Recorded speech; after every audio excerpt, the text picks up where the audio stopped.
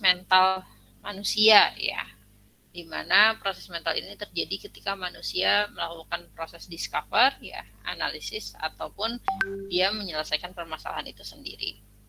Nah, sebelum kita melanjutkan ke konteks problem solving ini ya, masalah ini atau problem itu apa sih maknanya atau artinya ya.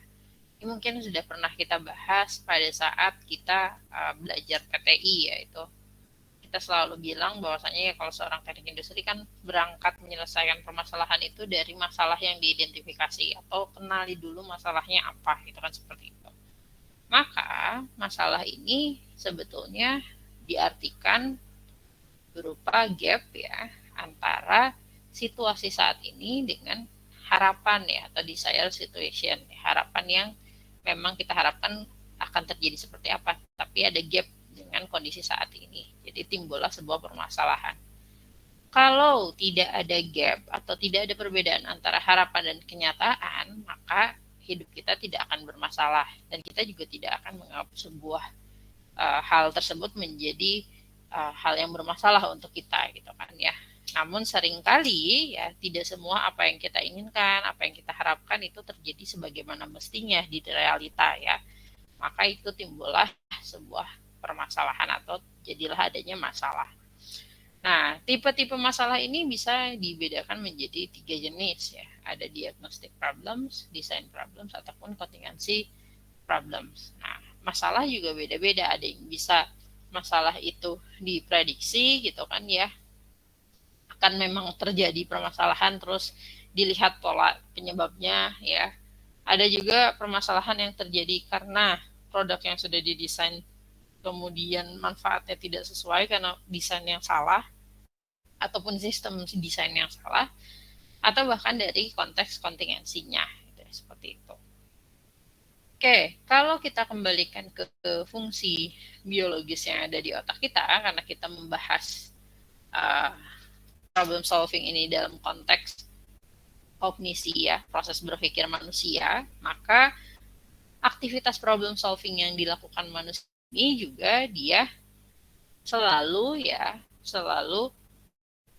menggunakan beberapa region dari otak kita gitu ya, seperti itu. Jadi tidak hanya berfokus pada satu region saja ya, atau otak kiri saja, otak kanan aja, atau otak depan atau bagian belakang gitu kan, nggak seperti itu.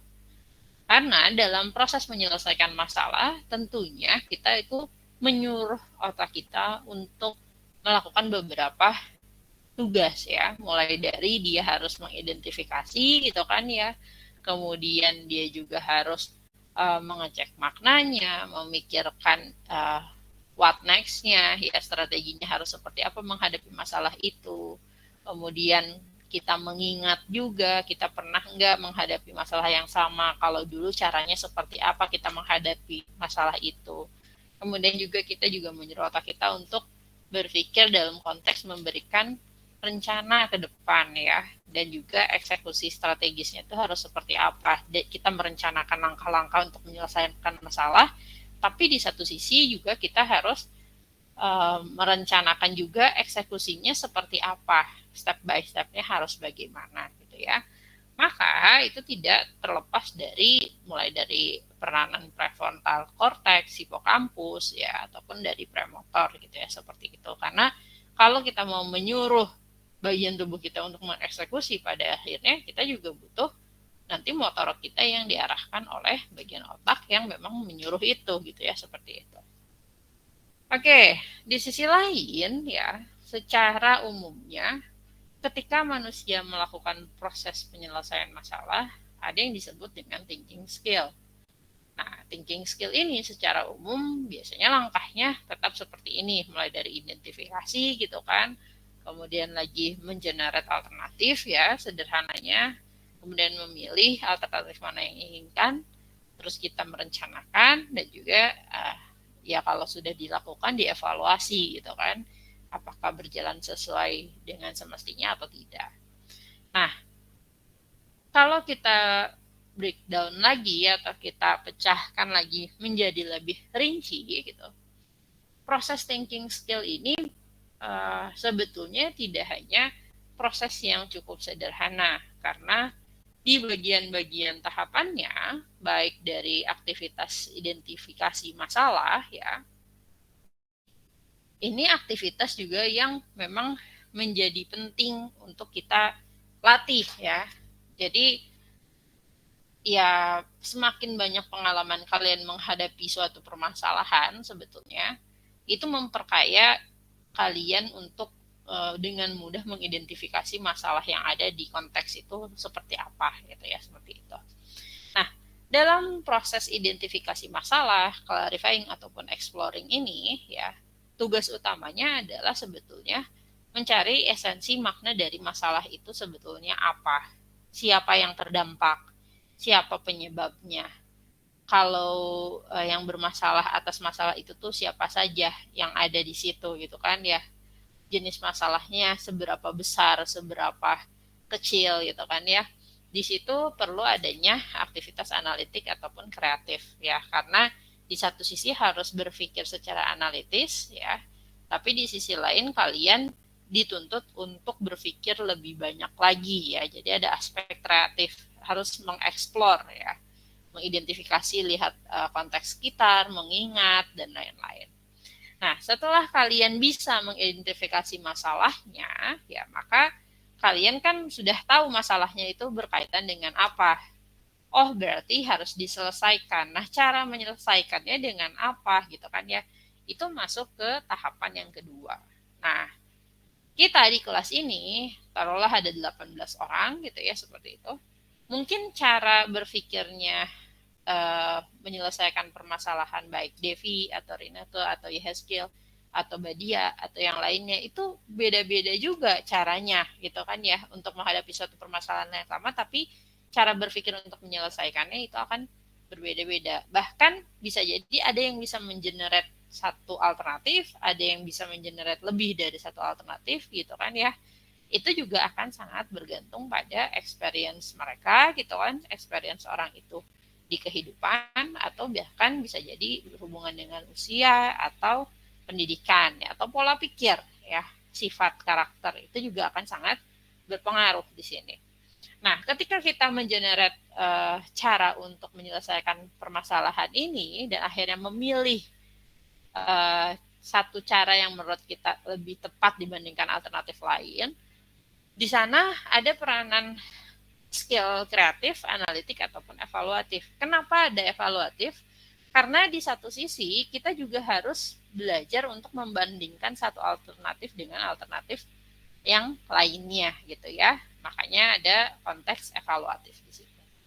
Nah, setelah kita memilih cara untuk menyelesaikan permasalahannya, apakah langsung tiba-tiba masalahnya selesai? Tentunya tidak kan ya. Nah, otak manusia juga berusaha pada akhirnya merencanakan apa langkah apa yang harus dilakukan, apa dulu tahap pertamanya, tahap keduanya, berapa lama proses misalnya memang penyelesaian masalah ini harus dilakukan gitu kan ya, siapa yang mungkin perlu kita hubungi untuk minta bantuan gitu untuk menyelesaikan masalah ataupun hal-hal lainnya. Nah, ini termasuk pada planning yang urutan ketiga ini ya. Jadi kita berusaha untuk merencanakan. Nah, setelah kalau berbicara perencanaan, maka bukan hanya sistem analisis aja atau kemampuan untuk analisis, tapi di satu sisi kita harus bisa sistematik berpikirnya.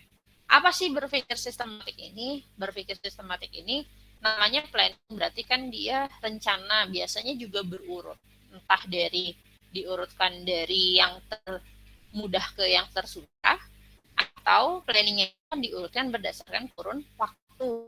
Jadi apa yang harus dilakukan paling dekat, misalnya di hari ini, besok, lusa, atau 1 minggu ke depan, 2 minggu ke depan, itu seperti apa untuk menyelesaikan masalah yang ada gitu kan ya. Kemudian yang terakhir, setelah memang sudah direncanakan akan seperti apa penyelesaian masalahnya ya, menjadi penting selalu melakukan proses checking ya. Jadi setiap satu step dilakukan apakah sesuai atau tidak, satu step dilakukan apakah makin mendekati menyelesaikan masalah atau bisa jadi rencana kita itu sebetulnya perlu diperbaiki di tengah jalan. Nah, ini pentingnya dari proses cek ya, seperti itu. Nah, keempat aktivitas ini secara langsung sebetulnya selalu kita lakukan, mulai dari kita bangun tidur sampai mau tidur lagi. Hanya saja tingkat permasalahan ataupun suatu masalah yang sedang kita hadapi itu beda-beda ya porsinya. Ada yang memang butuh cara berpikir yang lama, ya secara bahasa sehari-hari pasti kita bilangnya bentar ya, pikir dulu kan, seperti itu. Padahal proses berpikir itu dia tidak lepas dari keempat tahapan ini, seperti itu. Nah, tapi yang membedakan bisa jadi untuk masalah-masalah kecil yang memang bukan berdampak sangat besar di hidup kita, masalah-masalah hari-hari ya, mungkin itu penyelesaiannya akan sangat cepat, mungkin nggak ada banyak evaluasi yang berarti kalau memang itu masuknya ke daily gitu kan, seperti itu. Tapi kalau untuk permasalahan yang cukup kompleks berhubungan dengan pekerjaan, mungkin proses thinking skill ini juga dia akan berdampak pada proses berpikir yang bisa jadi lebih lama atau yang dibutuhkan ya cepat dan tepat gitu kan, seperti itu. Oke, berikutnya ketika kita melakukan penyelesaian masalah ya, tentunya ada beberapa strategi yang bisa kita latih ya, strategi yang bisa kita aplikasikan gitu dalam konteks ketika kita menyelesaikan suatu permasalahan.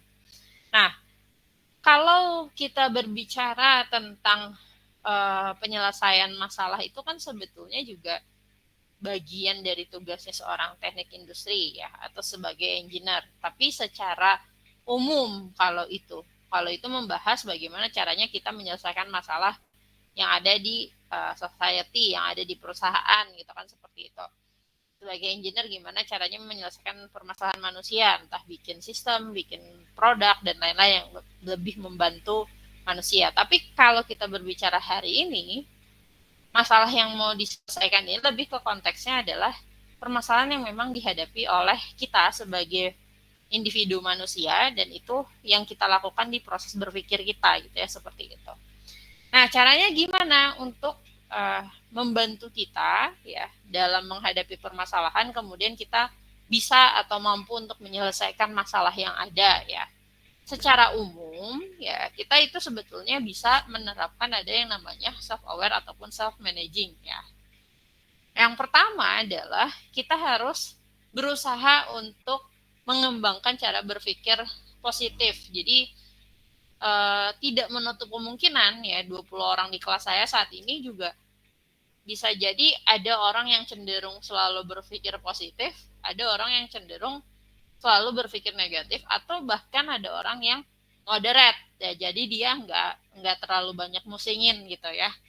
Nah, tapi untuk bisa kita menghadapi suatu permasalahan dan mau untuk menyelesaikan masalah itu, nah pastinya adalah biasakan untuk mengembangkan positive sense ya, supaya kita itu ada rasa untuk termotivasi bahwasanya kalau kita dihadapi masalah atau kita sedang merasa hidup kita bermasalah, ya dihadapi masalah itu dan pasti ada solusinya kalau kita mau mencari solusi juga gitu untuk permasalahan yang ada gitu ya. Nah, kemudian dengan kita berpikir positif, tentunya kita akan lebih lebih enjoy life ya. Jadi nggak banyak kena mental, nggak banyak stres gitu kan. Stres itu wajar kan, namanya juga hidup. Tapi kalau yang too much terus sampai bilang diri dia kena mental lah dan lain-lain, mana itu tuh self diagnose gitu kan, itu kan yang nggak bagus ya, seperti itu. Makanya untuk tetap bersemangat dalam keseharian kita gitu ya, coba pastikan betul bahwasanya kita juga memaksa diri kita untuk setidaknya coba deh berpikir positif di setiap harinya gitu ya, seperti itu. Nah, selain kita juga secara mood mungkin kita mikirnya ini bisa diselesaikan dan lain-lain, di satu sisi juga kita harus selalu mengembangkan diri kita ya.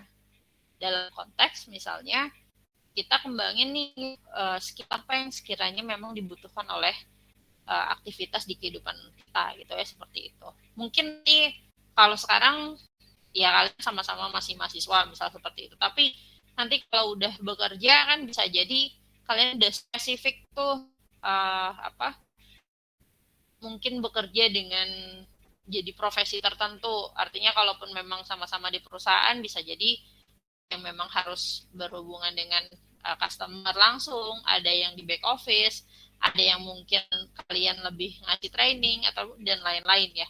Nah, tentunya ya kemampuan-kemampuan yang harus dikembangkan ini juga kan beda-beda juga ya. Jadi tergantung pada personal goals-nya seperti apa. Nah, ya mulai saat ini masih mahasiswa, ini waktunya kalian untuk mengenali diri kalian gitu seperti itu.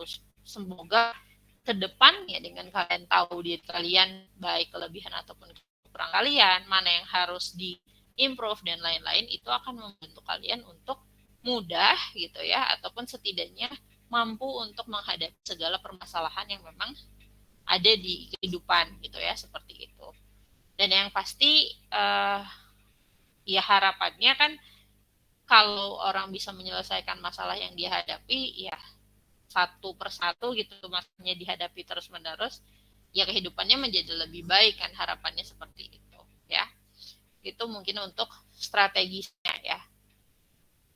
Oke, kemudian ya problem solving strategis ini juga bisa didapatkan selain tadi hal yang bentuknya personal, pengembangan ke diri kita, pemikiran ke diri kita juga sebetulnya bisa melatih problem solving strategis ini atau kemampuan kita dalam menyelesaikan permasalahan. Biasanya dengan cara apa? Ya temukan challenge-challenge yang memang baru untuk kalian ya.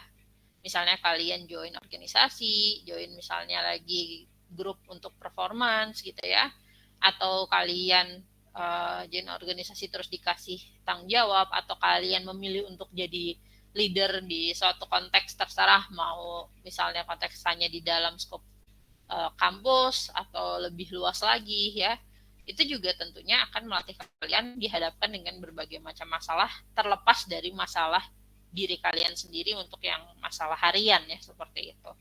Nah dari situ kalian kan kalau sudah ada tanggung jawab, mau tidak mau di satu sisi jadi terpaksa untuk berpikir mencari solusi. Nah itu, nah situasi itu mahal karena nggak semua orang tiba-tiba harus terpaksa mencari solusi gitu kan ya.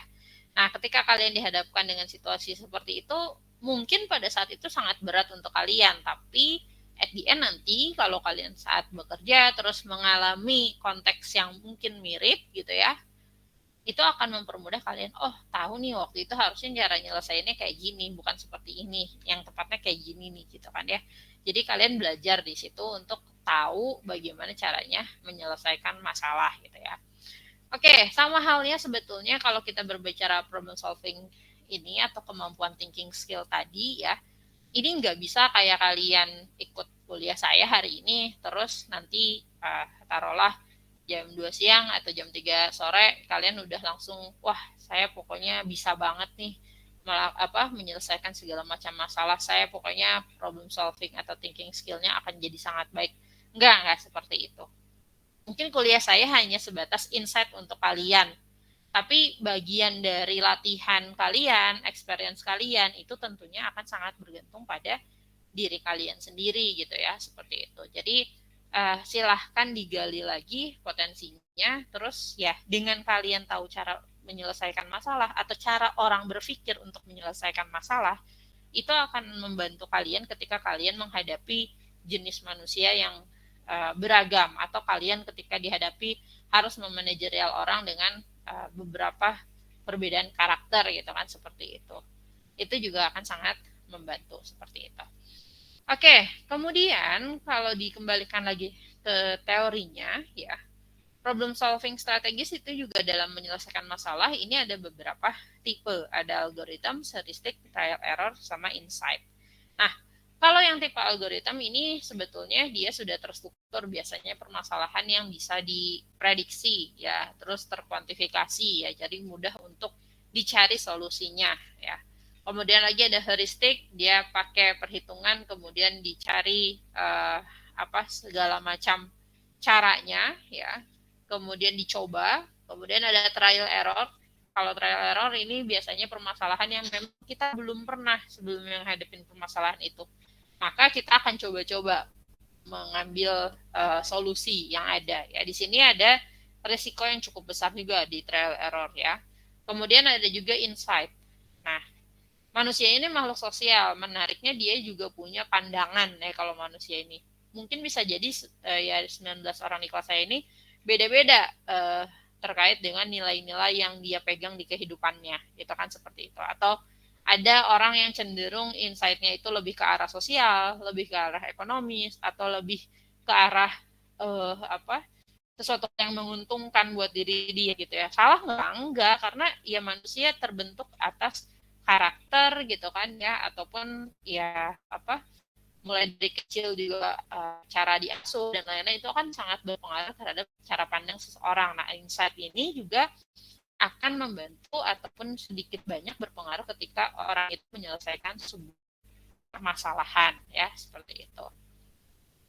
Oke, nah kalau kita kembalikan ke teorinya lagi ya, problem solving ini juga ada yang disebut dengan problem solving basic ya, di mana ketika menentukan strategi untuk menyelesaikan suatu permasalahan ya, biasanya kita itu jangan sampai lupa untuk menyelesaikan sumber masalahnya, bukan simptomnya. Jadi perlu diketahui betul saat kita mengidentifikasi permasalahan itu, penyebab permasalahan itulah yang mau kita selesaikan, bukan simptom ataupun ciri-ciri awalnya saja ya.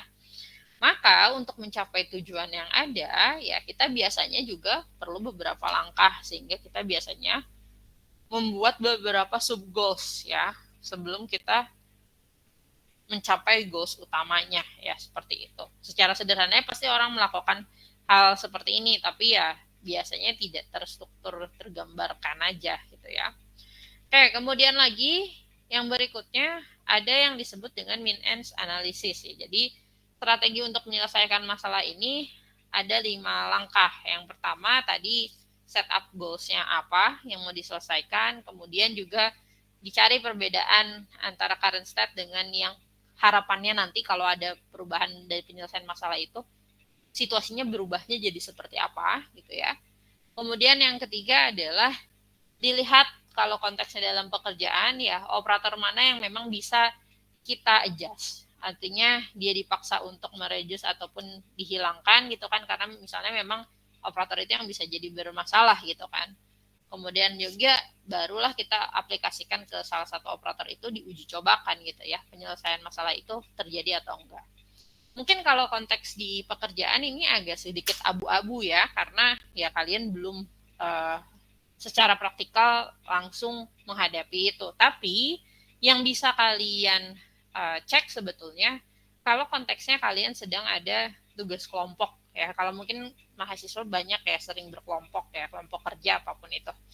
Nah, ketika kalian satu kelompok, misalnya taruh 5 orang, pasti dari satu kelompok itu ada yang karakternya menjadi leader ya. Nanti biasanya tanpa harus diinisiasi siapa orangnya, siapa yang mau jadi ketua, dia udah langsung ngeget ya saya aja yang jadi ketua gitu kan, nanti kalian ini tugasnya gitu kan. Ada yang si paling ya udah deh ngikut aja gitu kan.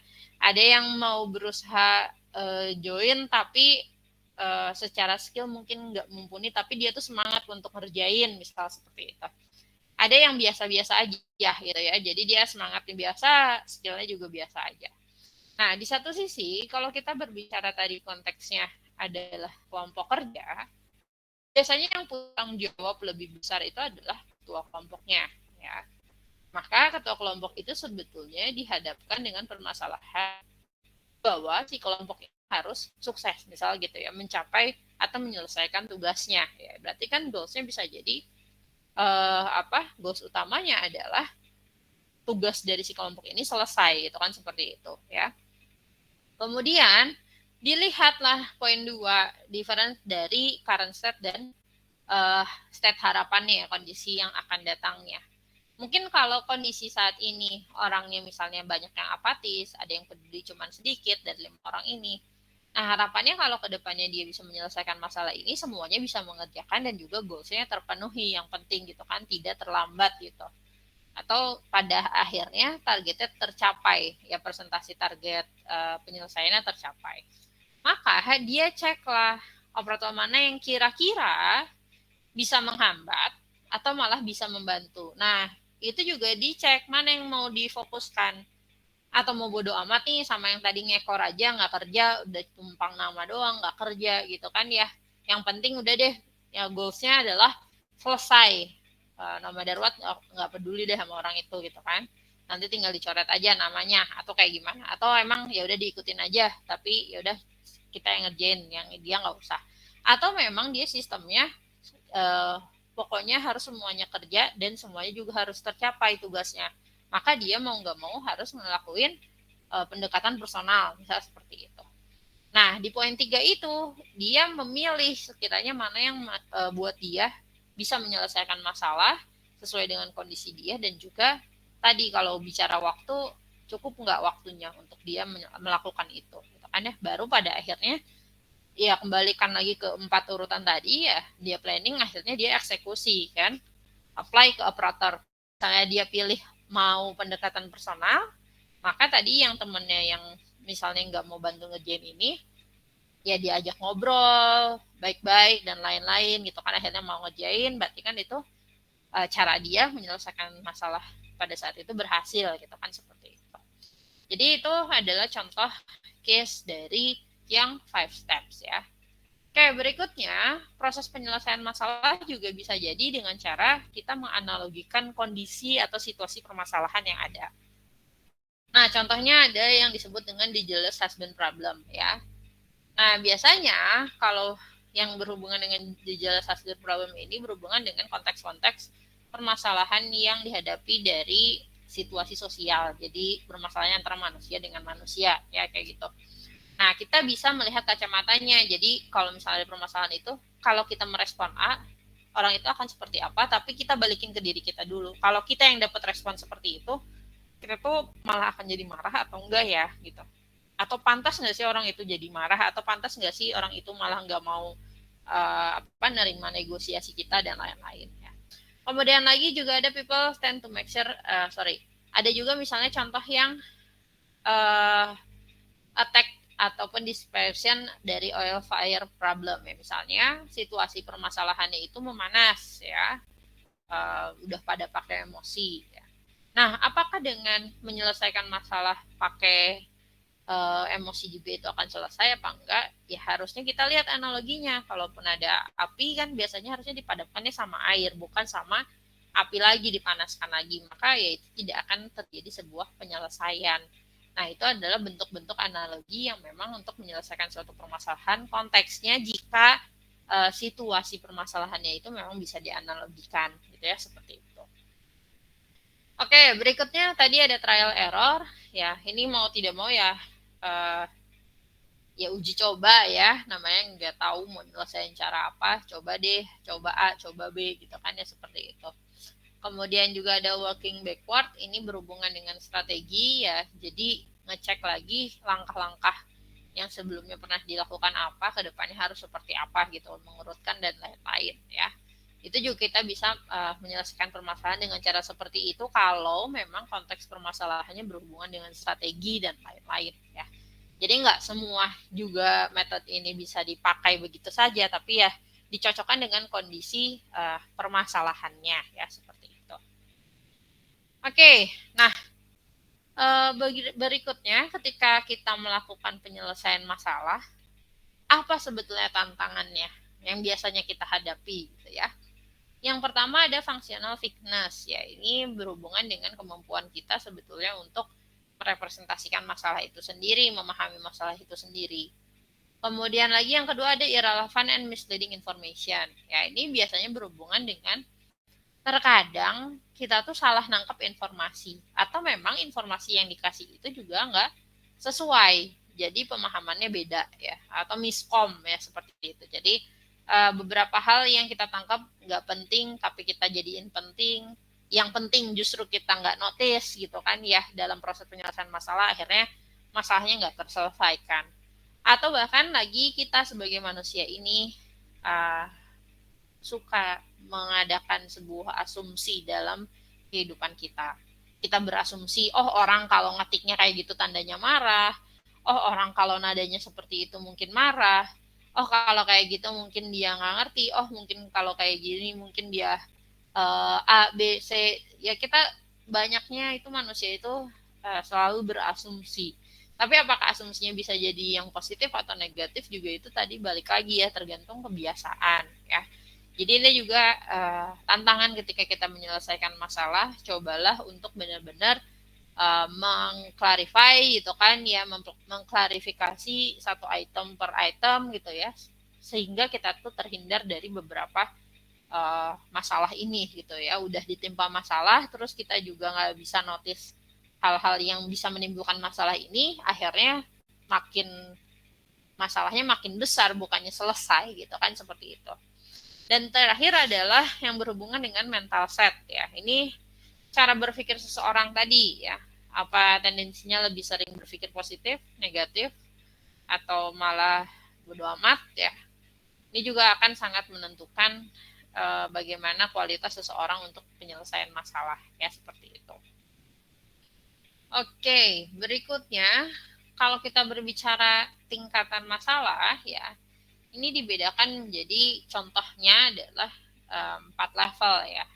Tapi sebetulnya tadi saya bilang masalah ini juga tidak semuanya masalah itu bentuknya besar dan harus diselesaikan dengan waktu yang lama. Enggak semua masalah itu seperti itu. Jadi bisa jadi juga masalah itu levelingnya ada yang kecil, sedang, besar gitu kan. Terus yang berkewajiban untuk bertanggung jawab atas masalah itu juga levelnya bisa jadi berbeda-beda juga gitu kan ya.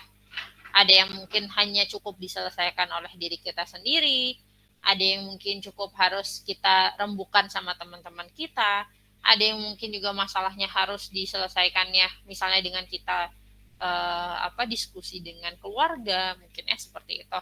Atau konteks di pekerjaan juga sama. Kalau kita ngomongin leveling organisasi, apakah perlu kita selesaikan sendiri, harus kita tanya ke atasan atau ke manajer ya gitu kan, atau mungkin dari manajer juga harus dirapat direksikan permasalahannya karena mungkin cukup besar gitu kan ya.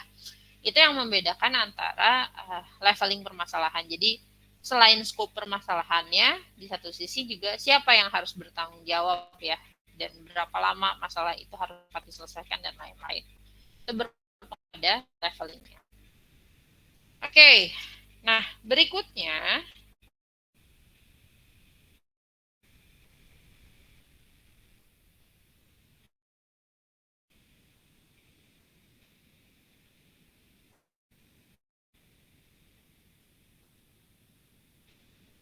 Oke, berikutnya, kalau tadi kita sudah berbicara tentang strategi untuk melakukan penyelesaian masalah, ya. Nah, apa skill-skill yang dibutuhkan oleh kita supaya mempermudah kita menghadapi berbagai macam masalah, ya. Belum tentu dengan ini kalian langsung bisa dapetin solusi, enggak, tapi setidaknya dengan kalian punya skill ini gitu ya, membantu kalian dulu untuk langkah pertamanya dulu deh untuk menghadapi masalah itu harus seperti apa gitu ya. Nah, yang pertama tadi kan ada di tahapan pertama itu harus identifikasi permasalahan, lalu adanya clarifying ataupun exploring ya. Jadi kemampuan kita untuk mengklarifikasi sesuatu hal, apa personal qualities-nya, atau kita tuh harus punya kemampuan seperti apa. Kita harus pede ya, confidence. Di satu sisi juga kita harus punya interpersonal skill ya, soft skill-nya untuk apa? Kita harus bisa konsultasi dengan orang lain ya. Jadi gimana kita mau klarifikasi kalau orang itu aja nggak nyaman bicara sama kita gitu kan, seperti itu. Orang itu aja nggak tertarik untuk bicara sama kita gitu kan, seperti itu. Itu yang penting. Kemudian nanti yang berikutnya ada proses skill exploring. Jadi namanya juga mengeksplor, berarti dia perlu adanya inisiatif di diri kita itu ditumbuhkan untuk mencari tahu lebih banyak ya. Di situ juga ada proses komunikasi ya. Nah, itu sangat penting juga. Ini berhubungan juga di satu sisi dari aktivitasnya, di sisi lain juga soft skill yang memang harus dimunculkan ya. Kemudian ada planning ya, rencanakan. Personal qualities-nya harus persisten dong. Persisten itu artinya kalian sesuai dengan urut yang ada gitu kan, tetap mau melaksanakan, yang mudah menyerah gitu. Memang planningnya ada 8, langkahnya 8, ya selesaikan per item langkahnya itu gitu. Kemudian juga dia harus punya interpersonal skill-nya adalah collaborating. Jadi planning ini juga akan mudah ke depannya kalau memang dilakukan proses kolaborasi ya. Kemudian juga ada implementasi ya, ini berhubungan dengan tadi udah ngelakuin planning, tentunya harus diimplementasikan harapannya untuk menyelesaikan masalah ini. Di sini ada reliability ataupun komunikasi ya, jadi gimana caranya supaya ide yang ada di planning tadi bisa diimplementasikan, dikomunikasikan how to-nya itu gitu kan ya, orang-orang sekitar ataupun orang yang memang ada di permasalahan itu supaya bisa menyelesaikan masalahnya gitu kan ya, langkah-langkahnya dilakukan.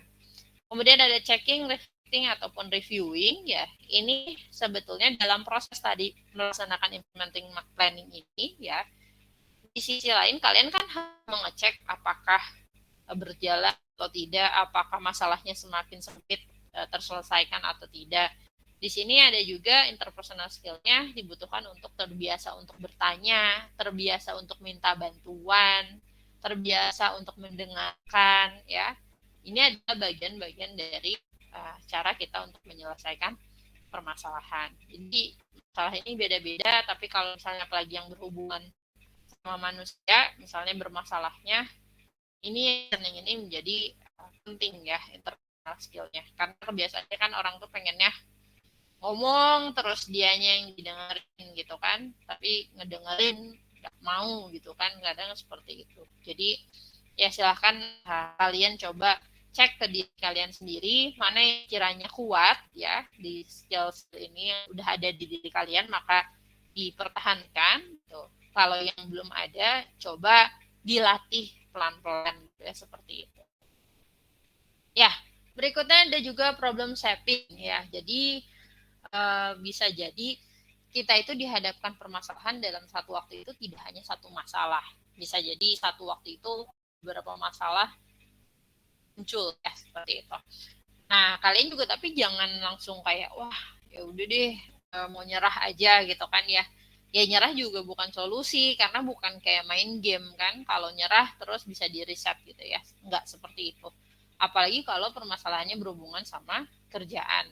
Yang ada mau nyerah aja nanti dipecat, atau mau nyerah aja kalian keluar dari kerjaannya gitu kan. Enggak seperti itu. Jadi ketika kalian dihadapkan sebuah permasalahan, bahkan permasalahannya lebih dari satu di dalam satu waktu, pilihlah dulu memang mana yang lebih penting untuk diselesaikan duluan.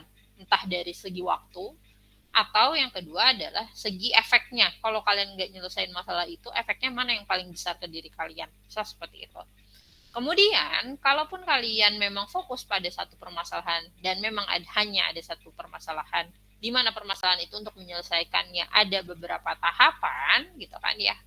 Nah, kalian bisa menyelesaikan tahapan itu dari yang paling dibutuhkan tercepat untuk diselesaikan atau dilakukan, atau mau lihat dari yang memang termudah untuk dilakukan duluan langkah-langkahnya.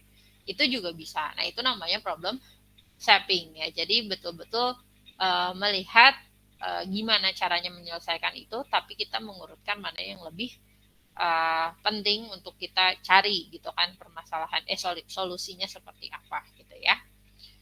Oke, berikutnya kalau kita berbicara penyelesaian masalah lagi ya, gimana caranya teknik-teknik untuk mengembangkan skill kita untuk menyelesaikan sebuah permasalahan ya.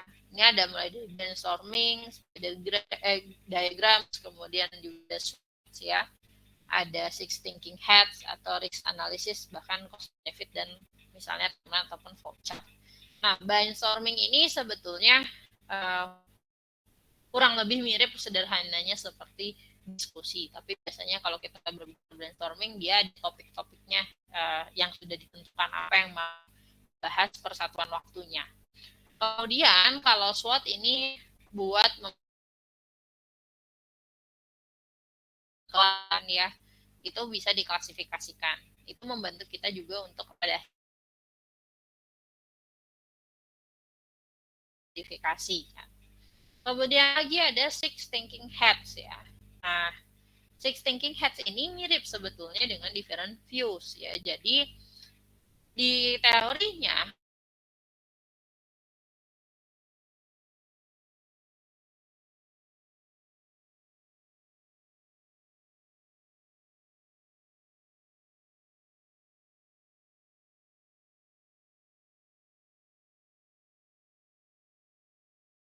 jam pokoknya saya rajin terus setiap waktu, pokoknya saya moodnya baik terus setiap waktu, nggak seperti itu. Nah, di six thinking hats ini, nah pakailah topi yang memang sesuai dengan kondisi permasalahan yang ada. Jadi kalian belajar untuk mengetahui ya kondisi yang ada itu seperti apa, dan kalian itu siapa di situ peranannya. Nah, ini menjadi penting untuk menyelesaikan permasalahan. Kan nggak mungkin misalnya kalian nanti udah bekerja terus di tempat kerja dihadangkan dengan suatu permasalahan, terus kalian nanti di sana marah-marah, pokoknya saya pengennya seperti ini gitu, padahal kalian misalnya pegawai baru, masih baru, saya orangnya emang begini ya, mau nggak mau perusahaan harus menerima saya kayak begini, kan nggak seperti itu gitu kan ya.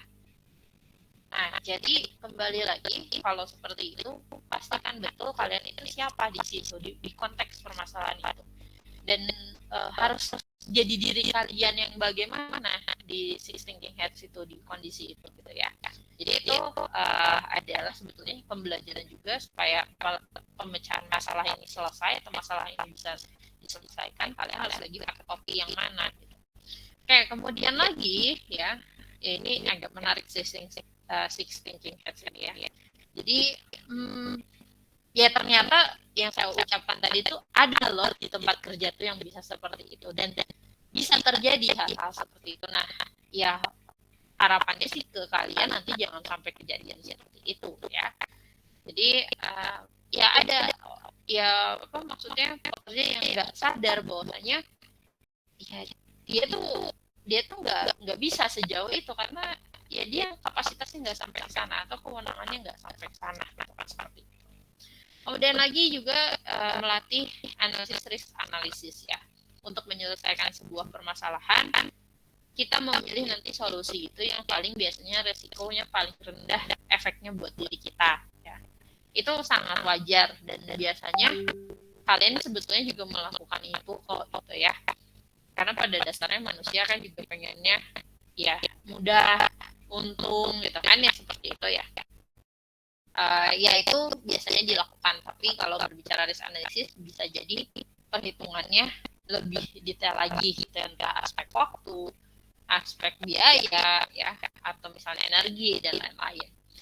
Kemudian ada cost benefit analysis. Nah, namanya kalau udah cost benefit analysis, ketika dihadapkan sebuah permasalahan dan kita mau menyelesaikan itu ya, kacamata yang dipakai itu adalah ngomongin tentang keuangan, cost yang dikeluarkan, benefit atau untungan yang didapatkan. Nah, itu dihitung.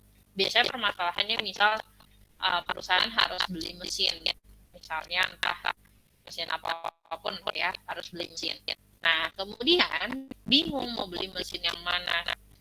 Di satu sisi dihadapkan dari ada 3 penawaran, misal seperti itu. Nah, cost benefit analysis ini juga bisa dijadikan dasar untuk pemilihan mesin mana yang pada akhirnya dipilih, entah dari konteksnya pengiriman barangnya, durability-nya, kekuatan barangnya, atau performansi si mesinnya, dia bisa produksi berapa gitu kan ya, atau dari aspek listriknya mungkinnya seperti itu juga bisa berefek ke cost juga dengan seperti itu. Kemudian ada timeline ataupun flowchart ya, dengan kalian terbiasa membuat timelines itu kan berarti rancangan waktu, rencana ke depannya seperti apa, itu akan memudahkan kalian untuk terbiasa melakukan planning.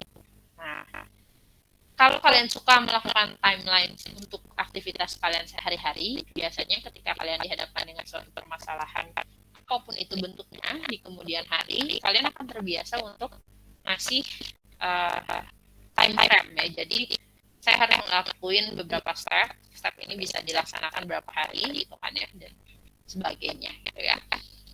itu juga bisa dipakai untuk menyelesaikan permasalahan, atau bahkan flowchart ya. Flowchart ini terdengar sederhana, tapi untuk beberapa permasalahan yang kompleks dan memang mencakup banyak orang, daripada kalian kasih perintah untuk menyelesaikan langkah-langkah penyelesaian masalah itu secara verbal, lalu tidak ada gambar visual gitu kan ya, flowchart ini adalah salah satu teknik yang bisa dipakai gitu ya untuk menyelesaikan permasalahan secara misalnya seragam gitu, untuk setiap orang bisa melakukan hal itu ya, seperti itu. Oke, mungkin itu aja untuk materi hari ini. Ada yang mau ditanyakan sebelum saya akhiri? Gimana? Atau cukup?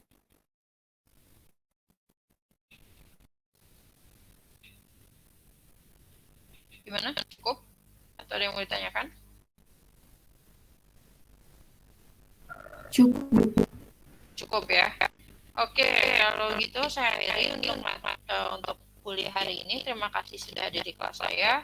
Mohon maaf bila ada salah-salah kata. Semoga ilmunya bermanfaat.